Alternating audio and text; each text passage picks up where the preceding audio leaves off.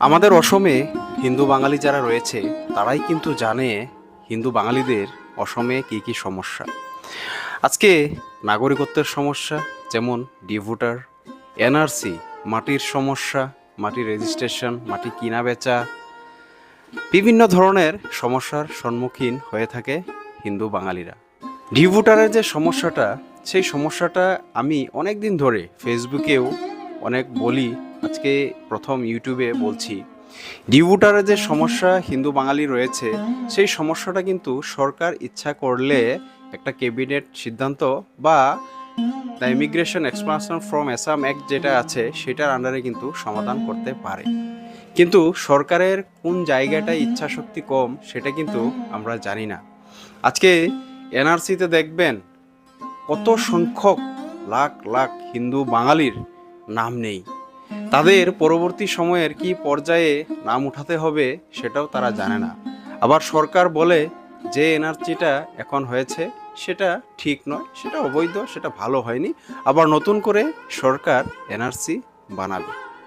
সেখানেও কিছুদিন আগে আমাদের মুখ্যমন্ত্রী মহাশয় বলেছে যে এনআরসিতে এমনিতেই তো অনেক বাঙালির নাম নেই, আবার নতুন করে যখন এনআরসি হবে তখন আবার অনেকেরই যাদের নাম আছে বর্তমান এনআরসিতে তাদের মধ্যেও অনেকের নাম কাটা যাবে। যারা ডি ভোটার বর্তমান রয়েছে তাদের অনেকেরই সমস্যা মুখ্যমন্ত্রী মহাশয় বলছে, বা এনআরসির সমস্যা মুখ্যমন্ত্রী মহাশয় বলছে ট্রাইব্যুনালের মাধ্যমে সমাধান হচ্ছে। কিন্তু এনআরসি কতটুকু ট্রাইব্যুনালের মাধ্যমে সমস্যা সমাধান হচ্ছে সেটা কিন্তু জানি না, বা সেটার কোনো প্রসিডিউরও আমার জানা নেই। কিন্তু ডি ভোটারের ভুক্তভোগীরা ট্রাইব্যুনালে যে ঘুরছে সেটা কিন্তু সত্যি কথা।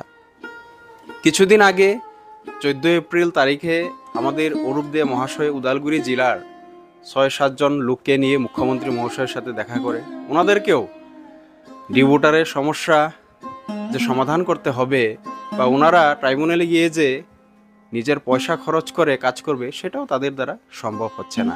মুখ্যমন্ত্রী মহাশয়ের কাছে আইনি সাহায্য গিয়ে খুঁজছে তাদেরকে নিয়ে। ডি ভোটারের যারা ভুক্তভোগী তারা দেখবেন টাকা পয়সা না থাকা লোক, তাদের মাটি বিক্রি করে, মাটি বন্ধক দিয়ে, ছাগল গরু বিক্রি করে ডি ভোটারের সমস্যা সমাধান করতে হয়, ট্রাইব্যুনালে বছরকে বছর ঘুরতে হয়। আজকে যারা 1971-এর আগে আসামে এসেছিল তাদেরকে যাতে ডি ভোটারের নামে, এনআরসির নামে যাতে হারাহাস্তি হেনাস্ত না করা হয় তারই দাবি সবসময় কিন্তু আমরা সরকারের কাছে করছি, কিন্তু কোনো সমাধানের সূত্র আমরা বের করতে পারছি না। এখন এখানে অনেকটাই প্রশ্ন আছে। প্রশ্নটা এটাই যে আমাদের যে সমস্যা রয়েছে ডি ভোটারের সমস্যাই হোক, সরকার ইচ্ছাকৃতভাবে কি তাই করছে, না কি না অন্য কিছু সমস্যা, সেটা কিন্তু আমরা জানি না। সরকার 1971-এর আগে যারা হিন্দু বাঙালি রয়েছে তাদেরকে কিন্তু ভেরিফাই করতে পারে। ভেরিফাই করে তাদের যে সমস্যা, তাদের যে হারাহাস্তি, তাদেরকে যে হেনাস্ত করা হচ্ছে সেটা কিন্তু সরকার ইচ্ছা করলে বন্ধ করতে পারে। কিন্তু অনেকেই দেখি, আমি ফেসবুকে যখন কথা বলি তখন অনেকেই আমাদেরকেই খারাপ পায়, তোমরা সবসময় সমস্যার কথা বলো। আচ্ছা বলুন তো, যারা সমস্যার সম্মুখীন হয় তারাই কিন্তু বুঝে কি দুঃখ, কি বেদনা, কি টাকা পয়সার যে জ্বালা সেটা তারাই বুঝে। আজকে 1971-এর আগে আসার পরেও যদি এখানে হারাহাস্তি ভুক্তভোগী হতে হয় তাহলে কাকে কি বলবো।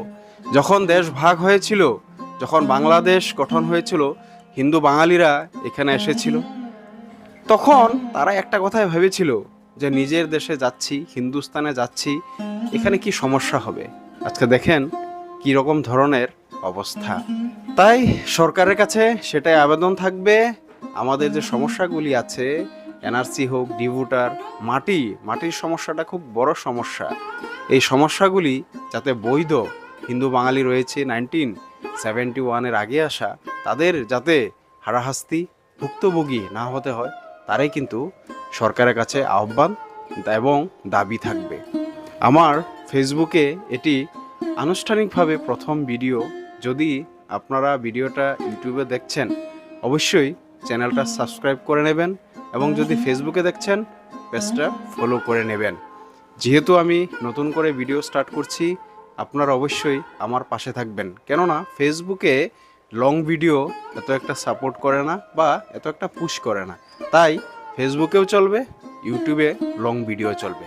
আপনারা পছন্দ নিয়ে আমার কাজ করা, এবং আমি যে কথাগুলো বললাম আমাদের সমস্যা নিয়ে কী ভাবেন কমেন্ট বক্সে অবশ্যই জানাবেন।